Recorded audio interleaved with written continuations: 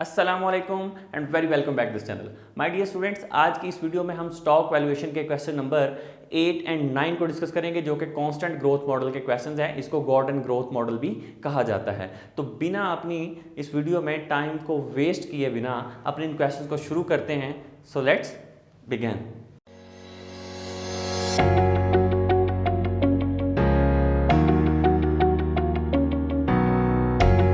Question number 8 है, आपको भी शो हो रहा होगा। यहाँ पे भी मैंने नोट कर दिया क्वेश्चन नंबर 8 को, जिसमें कॉमन स्टॉक वैल्यू है, कांस्टेंट ग्रोथ है। इसको गॉर्डन ग्रोथ मॉडल भी कहा जाता है। To find the value of each firm shown in the following table. उसने फर्म बता दी है ABCD, और उसने डिविडेंड्स बता दिए, ग्रोथ बता दी है, और रिक्वायर्ड रेट ऑफ रिटर्न बता दी। उसने कहा कि आपने स्टॉक की वैल्यू फाइंड आउट करनी है कॉमन स्टॉक की, और कॉन्स्टेंट ग्रोथ मॉडल के साथ करनी है। तो हम अब इस क्वेश्चन को शुरू कर लेते हैं। सबसे पहले हम इसका फॉर्मूला नोट कर लेते हैं। P not means value of common stock. ठीक है, यहाँ पे अब हमारे पास इसका फॉर्मूला है D1 डिवाइडेड बाय, आप इसको required rate of return R भी लिख सकते हैं, माइनस G ग्रोथ रेट लिख सकते हैं। इसको KS भी लिख सकते हैं, KD भी लिख सकते हैं। It depends upon your question and book requirement कि उसमें क्या पूछा गया है। आप रिक्वायर्ड रेट ऑफ रिटर्न भी लिख सकते हैं। ये इसका फॉर्मूला है। इस फॉर्मूला के साथ हम ईच केसेस को सॉल्व करने वाले हैं। आप इसको नोट कर लें। यहाँ पर मैं इसका सोल्यूशन लिखूँगा। यहाँ पर हमारे पास है P0 इज इक्वल, अभी हमारे पास क्या है D1 का मतलब होता है डिविडेंड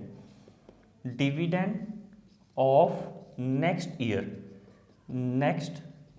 डिविडेंड ऑफ D1 का मतलब क्या होगा, डिविडेंड ऑफ नेक्स्ट ईयर। अगर D0 लिखा हो, इस तरह से लिखा हो D0, इसका मतलब होता है डिविडेंड ऑफ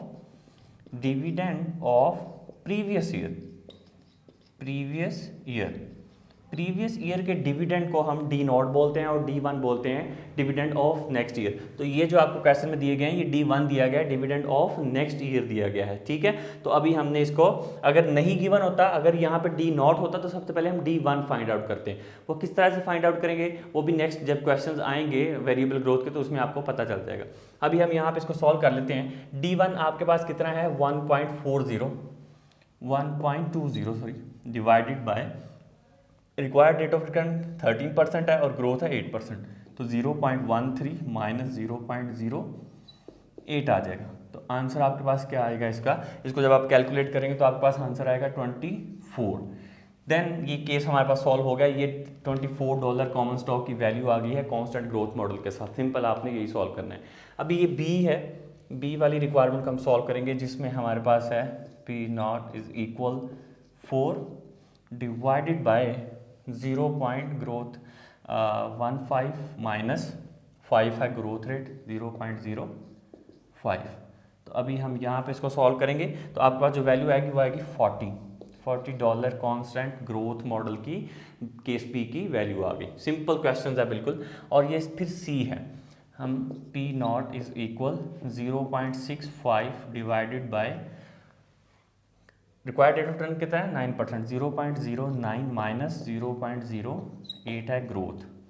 तो यहाँ पे इस क्वेश्चन को अगर सॉल्व करें तो आपके पास वैल्यू आने वाली है 16.25। गॉट इट, ये उसकी वैल्यू आ गई है स्टॉक की। उसके बाद है डी के अंदर आपको कितना गिवन है, P0 is equal 6 divided by, इसमें आपको ग्रोथ रेट गिवन है, और सी के अंदर 0.65 है और ग्रोथ रेट है 10 और 14। तो ये हमने यहाँ पे इसको मिस्टेक कर दिया, इसको हम करेक्ट कर लेते हैं अभी। और ये है 14, 0.14 माइनस 0.1। तो इसका आंसर तो यही आएगा 6, क्योंकि मैंने ये ऑलरेडी सॉल्व करके लिखे हुए हैं। आप इसको सॉल्व करेंगे तो यही आंसर आएगा। ठीक है, क्लियर हो गया। उसके बाद है हमारे पास डी रिक्वायरमेंट के अंदर हमारे पास जो ग्रोथ रेट है वो है 8% और रिक्वायर्ड रेट है 9%। तो ये आएगा 0.09 माइनस 0.08। सिंपल, अब हम इसको सॉल्व करेंगे तो आपके पास वैल्यू आने वाली है 600। ये 600 देखें कितना ज़्यादा स्टॉक की वैल्यू आ रही है, बिकॉज क्योंकि उसका जो रिक्वायर्ड रेट ऑफ रिटर्न और ग्रोथ जो है इसमें ज़्यादा मिल रही है। 8% ग्रोथ है, रिक्वायर्ड रेट ऑफ रिटर्न भी कम है, इस वजह से स्टॉक की वैल्यू जो है वो ज़्यादा, रिस्क कम है। उसके बाद ई वाला वैल्यू आ गई, लास्ट है। इसमें P0 इज इक्वल, वैल्यू है 2.25, D1 है 2.25, डिवाइड कर देंगे आप इसको 0.20 माइनस 0 पॉइंट ग्रोथ है 0.8। तो तो अभी आप इसको सॉल्व करें तो आपके पास वैल्यू जो आने वाली है वो 18.75 डॉलर। ये आपने कांस्टेंट ग्रोथ मॉडल का जो क्वेश्चन है, जो आपको क्वेश्चन के केसेस दिए थे, ये आपने सॉल्व कर लिए हैं। मैं साइड पे हो रहा हूँ, आप इसका स्क्रीनशॉट भी ले सकते हैं। बहुत ही इजी क्वेश्चन है, मैंने आपको इन डिटेल बता दिया है। इसके बाद आपके पास क्वेश्चन नंबर जो है वो है 9। अभी हम डिस्कस करेंगे क्वेश्चन नंबर 9 को। आपको आपकी स्क्रीन पे भी शो हो रहा होगा। Common stock value find out करनी है कांस्टेंट ग्रोथ या फिर गॉर्डन ग्रोथ मॉडल के साथ। एक कॉर्पोरेशन है, common stock paid a dividend of $1.20 per share last year. The company expects earning and dividend to grow at a rate of 5% per year for the foreseeable future. 5% उसकी growth rate रहेगी और company dividend जो पे कर रही है वो 1.20 पर शेयर लास्ट ईयर, जो मैंने आपको अभी पिछली क्वेश्चन के अंदर बताया है कि जिसमें हमने डिविडेंड ऑफ नेक्स्ट ईयर था और एक प्रीवियस ईयर था। जो लास्ट ईयर है इसका मतलब ये D0 है, प्रीवियस ईयर का डिविडेंड है। हमें D1 फाइंड आउट करना पड़ेगा। ठीक है। रिक्वायरमेंट नंबर ए है, what required rate of return for the stock would result in price पर शेयर ऑफ $28। हमने इसमें देखें required rate of return find out करना है। स्टॉक की वैल्यू उसने बता दी है 28, हमने required rate of return find out करना है।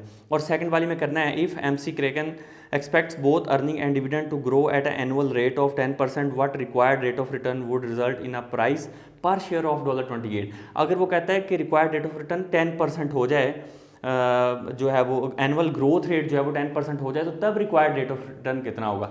सिंपल क्वेश्चन है, मैं आपको इसको सॉल्व करना बताता हूँ, आपने इसको सॉल्व किस तरह से करना है। क्वेश्चन नंबर 9 है हमारे पास। आपने एक दो चीज़ें जो है वो नोट कर लेनी है यहाँ पे, जो कि मैं आपको लिख देता हूँ। D0 उसने बता दिया है 1.20, ग्रोथ भी उसने बता दी है जो कि है 5%। ठीक है, ये हम केस ए सॉल्व कर रहे हैं। आप सपोज करें कि हम केस ए सॉल्व कर रहे हैं। ठीक है, अभी हम इसको सॉल्व करते हैं। आपको सबसे पहले तो मैं ये बता देता हूँ कि रिक्वायर्ड रेट ऑफ रिटर्न का फॉर्मूला क्या होता है। तो ये है रिक्वायर्ड रेट ऑफ रिटर्न का फॉर्मूला। के एस लिख लें इसको, के डी लिख लें, मैंने आपको पहले बताया, आर लिख लें इसको। It depends upon your requirement. इसका फॉर्मूला D1 ओवर P0, ये price of common stock plus growth rate. ये वही फॉर्मूला है जो मैंने आपको अभी रिसेंटली बताया है स्टॉक का, लाइक ये वाला जो फॉर्मूला था is equal D1 over R minus या फिर KD माइनस या R माइनस ग्रोथ रेट। इसी फॉर्मूले को आपने मैथमेटिक्स रूल अप्लाई करके आपने इसको कन्वर्ट कर दिया, तो ये रिक्वायर्ड रेट ऑफ रिटर्न का फॉर्मूला बन चुका है। ठीक है, तो ये आपको अच्छे से आता होगा। अभी हम required rate of return directly find out करते हैं। ए रिक्वायरमेंट के अंदर D1 है आपके पास 1, ये देखें यहाँ पे है ये लास्ट ईयर का डिविडेंड D0। आपको क्या चाहिए D1, तो सबसे पहले आप क्या फाइंड आउट करेंगे, D1 फाइंड आउट करेंगे। मैं अलग अलग से आपको फाइंड आउट करना बता देता हूँ कि D1 फाइंड आउट कैसे करेंगे। उसका फॉर्मूला था D0 1 प्लस G। ठीक है, ये उसका फॉर्मूला है D1 का। D0 कितना है 1.20, 1 प्लस ग्रोथ रेट कितनी है 5%, ये 0.05 आ जाएगा। D1 इज इक्वल 1 प्लस 0.05 को आपने 1.20 से मल्टीप्लाई कर देना है, तो आपके पास आ जाएगी $1.26। ये आपके पास क्या आ चुका है, अब D1 आ चुका है। D0 कितना था 1.20, D1 कितना आ गया 1.26। अब आपने इस क्वेश्चन को, ये KS को, ये जो रिक्वायर्ड रेट ऑफ रिटर्न है, इसको सॉल्व करना है। ठीक है, यहाँ पे हम इसको सॉल्व कर लेते हैं। चलें, ये आ गया आपके पास KS, required rate of return है। ठीक है, यहाँ पे आएगा D1 अब आपके पास कितना आ गया 1.26 डिवाइडेड बाय, किस पे डिवाइड करेंगे आप, ये P0 आपको कितना है 28। उसने बता दिया है कि जो स्टॉक की वैल्यू है वो 28 है। शायद मैंने यहाँ पे नहीं लिखी, तो यहाँ पे हम लिख देते हैं जो स्टॉक की वैल्यू है वो है P0 है 28, ये उसने बता दी है। प्लस ग्रोथ रेट, ग्रोथ कितनी है 5%, 0.05 आ जाएगा। अभी आप सिंपल इसको सॉल्व कर लें, इसको डिवाइड करें, प्लस कर दें 0.05 उसके अंदर, तो आपके पास एक वैल्यू जनरेट होके आ जाएगी जो कि आपके पास आएगी 0.095। आपने इसको परसेंटेज में देखना है रिक्वायर्ड रेट ऑफ रिटर्न को, तो इसको 100 के साथ मल्टीप्लाई कर दें, तो आपके पास रिक्वायर्ड रेट ऑफ रिटर्न आ जाएगा 9.5%। सिंपल आपने रिक्वायर्ड रेट ऑफ रिटर्न इस क्वेश्चन के अंदर फाइंड आउट करना था, जो कि आपने कर लिया। होप सो आपको समझ आ गई होगी। यहाँ तक मैंने क्वेश्चन की चीज़ें लिखी हैं। ये उसका मैंने आपको फॉर्मूला बताया, ये मैंने आपको बताया D1 कैसे फाइंड आउट करना है, ये मैंने फिर आपको इस फॉर्मूले में लगा के required rate of return find out करना बता दी। होप सो आपको समझ आ गई है। अभी हम बढ़ते हैं इसकी सेकंड रिक्वायरमेंट की तरफ, जिसमें उसने कहा है कि अगर ये 5% की बजाय ग्रोथ रेट कितनी हो जाए, 10% हो जाए, तो 10% के साथ सॉल्व कर लेंगे। अभी यहाँ पे हम सॉल्व करने वाले हैं, अभी ये बी रिक्वायरमेंट है, ओके नोट डाउन कर लें। यहाँ पे आएगा रिक्वायर्ड रेट ऑफ रिटर्न कैसे, अभी आपको क्या चाहिए, D1 चाहिए, उसके लिए भी आपको क्या चाहिए, D1 चाहिए। तो सबसे पहले तो आप क्या फाइंड आउट करोगे, D1 फाइंड आउट करोगे। मैं यहाँ पे आपको फाइंड, अच्छा आप डायरेक्टली भी कर सकते हो, इसी क्वेश्चन के अंदर भी आप D1 फाइंड आउट कर सकते हो, जस्ट लाइक ये है। तो मैं यहाँ पे अगर लिख दूँ D1 इज इक्वल होगा किसके, D0 आपके पास है 1.20 1 प्लस ग्रोथ रेट कितनी है, आप 0.1, 10 है तो 0.1 आ जाएगी। अब आप इसको सॉल्व कर लें तो आपके पास ये D1 आ जाएगा। ठीक है, चलें इसको आप मिटा दें, इसी को आप ले लें, डिवाइड करें। आप डिवाइड किस पे करेंगे, एज अकॉर्डिंग फॉर्मूले के 28 स्टॉक की value plus growth rate 0.1, 10% growth rate है ना इसमें, तो 0.1 आ जाएगा। अभी आपने इसको सॉल्व कर लें, required rate of return is equal, ये जब आप इसको सॉल्व करेंगे 1.20 को 1.1 के साथ मल्टीप्लाई करेंगे तो ये आपके पास वैल्यू जो आएगी 1.32 आएगी। मैं अलग अलग लिख देता हूँ, 1.32 आपके पास D1 आएगा, डिवाइड करेंगे 28 पे, प्लस करेंगे उसमें 0.1, तो आपके पास एक वैल्यू जनरेट होकर आएगी जो क्या आएगी 0.147। अब अगर आप इसको परसेंटेज में लेकर आना चाहते हैं 100 के साथ मल्टीप्लाई करें तो ये आपके पास वैल्यू आ जाएगी 14.7%। ठीक है, तो ये 14.7% आपका रिक्वायर्ड रेट ऑफ रिटर्न है जो कि आपने फाइंड आउट करना था। दो रिक्वायरमेंट्स थी आपके पास, ए एंड बी। ए में ग्रोथ आपको 5% थी, आपने फाइंड आउट कर लिया। बी के अंदर आपकी ग्रोथ रेट 10% थी, आपने 10% के साथ फाइंड आउट कर लिया।